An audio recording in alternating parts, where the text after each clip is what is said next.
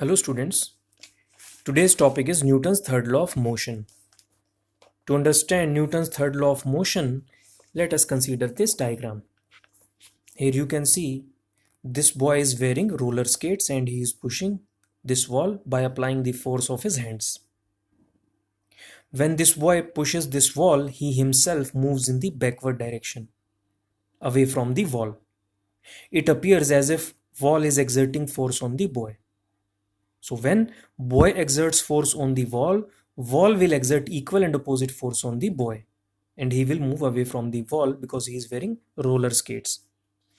तो देखिए जो लड़का है इसने रोलर स्केट्स पहने हुए हैं और ये वॉल को पुश कर रहा है अपने हाथों से फोर्स लगा करके। जब ये फोर्स लगाता है वॉल के ऊपर तो ये खुद पीछे की तरफ हट जाता है दीवार से दूर। ऐसा लगता है जैसे कि वॉल इस लड़के के ऊपर फोर्स लगा रही हो। तो जब लड़का वॉल के ऊपर फोर्स लगाएगा तो वॉल भी लड़के के ऊपर इक्वल एंड ऑपोजिट फोर्स लगाएगी। तो लड़का किधर डायरेक्शन में लगा रहा है, किस डायरेक्शन में लगा रहा है वॉल के ऊपर फोर्स, इस डायरेक्शन में। तो वॉल इसके ऊपर किस डायरेक्शन में फोर्स लगाएगी, इस डायरेक्शन में। और ये जो दोनों फोर्सेज हैं ये इक्वल भी हैं, ये बराबर भी हैं और ऑपोजिट भी हैं। Opposite you can see this force is acting in this direction and this force is acting in this direction and these two are equal and opposite. Newton's third law of motion we have discussed through example. So whenever one body exerts a force on another body, the second body exerts an equal and opposite force on the first body. In the previous example, consider the boy to be the first body and wall to be the second body. So the force exerted by the first body on the second body is known as action. यानी वो force जो लड़के ने wall के ऊपर लगाई, यानी कि फर्स्ट बॉडी ने सेकंड बॉडी के ऊपर लगाई, उसको कहा हमने एक्शन।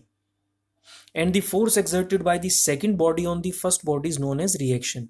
यानी वो फोर्स जो वॉल ने रिटर्न में, बदले में जो वॉल ने लड़के के ऊपर फोर्स लगाई, यानी सेकंड बॉडी ने फर्स्ट बॉडी के ऊपर जो फोर्स लगाई उसको नाम दिया reaction. Action and reaction are opposite forces. So there is another definition of the Newton's third law and this is very popular one. To every action there is equal and opposite reaction. यानी जब भी action होगा तो उसका equal and opposite reaction भी होगा। Action and reaction act on two different bodies. To understand this concept let us consider this diagram. This is ground and on this ground a box is placed. This box must have some weight. So due to its weight, box is applying a downward force on the ground and we call it action. Ground in return will exert an upward force on the box and this is known as reaction. तो अपने wait की वजह से box क्या कर रहा है, ground के ऊपर एक डाउनवर्ड फोर्स लगा रहा है जिसको हमने नाम दिया एक्शन। और ग्राउंड बदले में क्या कर रहा है, बॉक्स के ऊपर एक अपवर्ड फोर्स लगा रहा है जिसको नाम दिया reaction. These two forces are equal and opposite. So this box will remain in equilibrium and it will not move.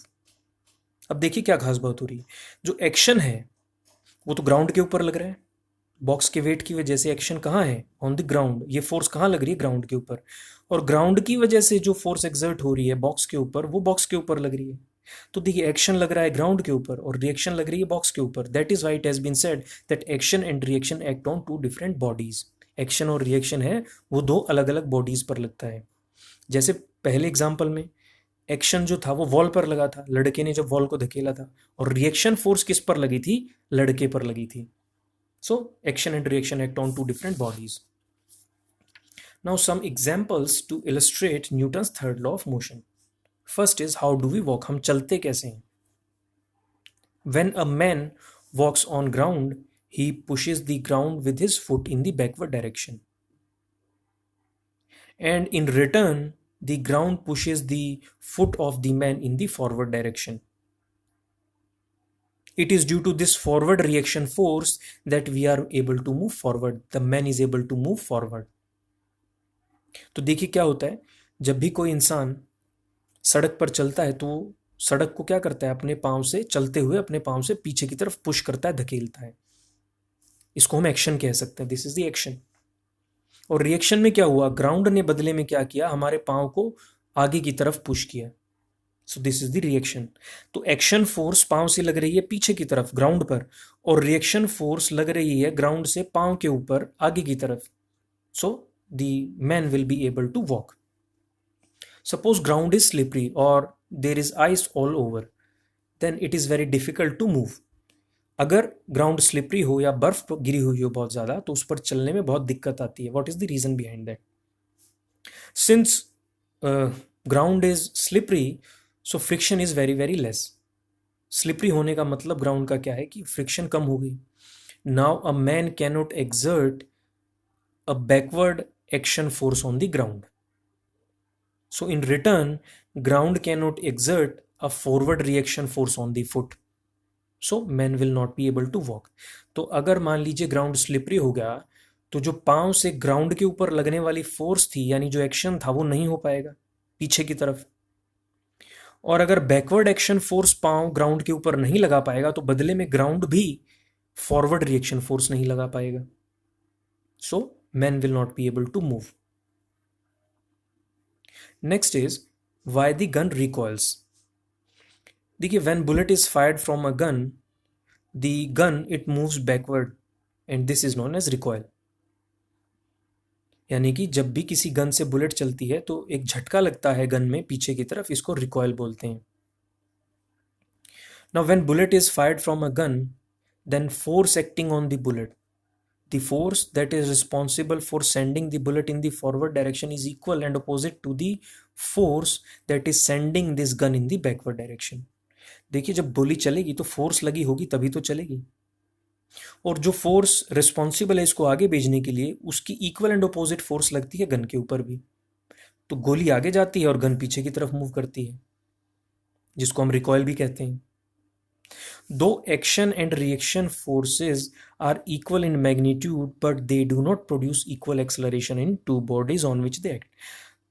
अब ये देखिए जो एक्शन है, बुलेट का आगे जाना एक्शन और गन का पीछे रिकॉयल होना रिएक्शन, ये दोनों इक्वल भी हैं और अपोजिट भी हैं. बावजूद इसके जो बुलेट है ये तो बहुत ज़्यादा एक्सेलरेट करती है लेकिन गन उतना एक्सेलरेट नहीं करती है, कम एक्सेलरेट करती है. तो उसका रीज़न क्या है?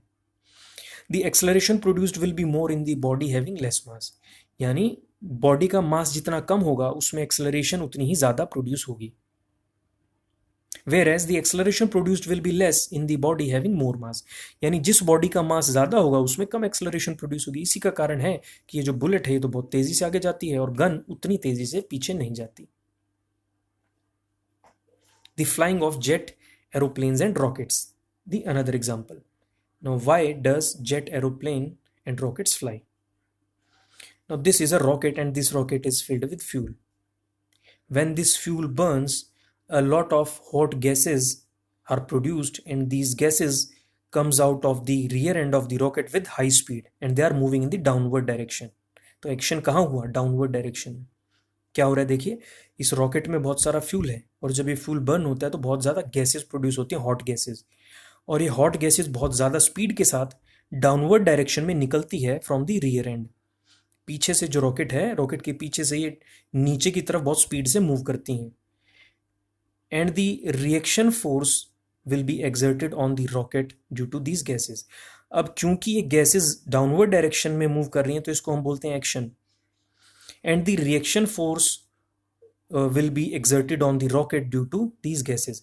इन गैसेज की वजह से क्या होगा? एक रिएक्शन फोर्स एक्ट करेगी रॉकेट के ऊपर अपवर्ड डायरेक्शन में and it will move in the upward direction. So reaction force of these downward moving gases is responsible for moving the rocket in the upward direction. अब देखिए action है downward direction में क्योंकि gases बहुत speed से नीचे की तरफ मूव कर रही हैं. और होगा क्या? इन डाउनवर्ड मूविंग गैसेस की वजह से रॉकेट के ऊपर एक अपवर्ड फोर्स लगेगी, रिएक्शन लगेगी और रॉकेट ऊपर की तरफ मूव करेगा. The case of a boat. When a man jumps out of a boat at the shore off, और you can say at the bank of a river, the boat moves backward. यानी जब कोई भी इंसान नाव से jump करता है किनारे पर तो जो बोट है वो पीछे की तरफ, जो नाव है वो पीछे की तरफ मूव करती है. What is the reason behind that? So to step out of the boat, a man pushes the boat with his foot in the backward direction. And in return, boat exerts a forward reaction force on the foot of the man. And he is able to move forward. यानी जब भी किसी इंसान को boat से उतरना होता है तो क्या करता है? बोट को अपने पाँव से पीछे की तरफ बैकवर्ड पुश करता है ताकि एक रिएक्शन फोर्स उसके फुट पर आगे की तरफ लगे और वो आगे की तरफ मूव कर सके. Now since the boat is floating on water, it is not fixed. So when a man pushes this boat in the backward direction with his foot, so obviously the boat will move backward. अब देखिए, क्योंकि ये जो boat है ये तो पानी पर तैर रही है, फिक्स तो है नहीं एक जगह, और जब आगे बढ़ने के लिए इंसान इसको अपने पाँव से पीछे की तरफ पुश करेगा, यानी एक्शन लगाएगा बैकवर्ड डायरेक्शन में, तो ऑब्वियसली जो बोट है वो भी पीछे की तरफ ही मूव करेगी, क्योंकि उसके ऊपर फोर्स लग रही है और वो फिक्स भी नहीं है अपनी जगह पर, फ्लोट कर रही है. The case of hose pipe. देखिए, the hose pipe is used by the fireman in dousing the fire, यानी आग बुझाने के लिए जो पाइप यूज करता है फायरमैन, उसको होज पाइप कहते हैं. The fireman must hold this hose pipe very strongly because this hose pipe has a tendency to move in the backward direction. Why? Water comes out of the opening of the hose pipe with very very high speed. बहुत तेजी के साथ आपने देखा पानी निकलता है. Now the backward reaction force of this water exerts a force on the hose pipe in the backward direction. तो जो रिएक्शन फोर्स है इस पानी का, वो क्या करेगा, जो होस पाइप है उसको पीछे की तरफ धकेलेगा. So it must be hold tightly so that it does not move in the backward direction. These are some assignment questions. Thank you.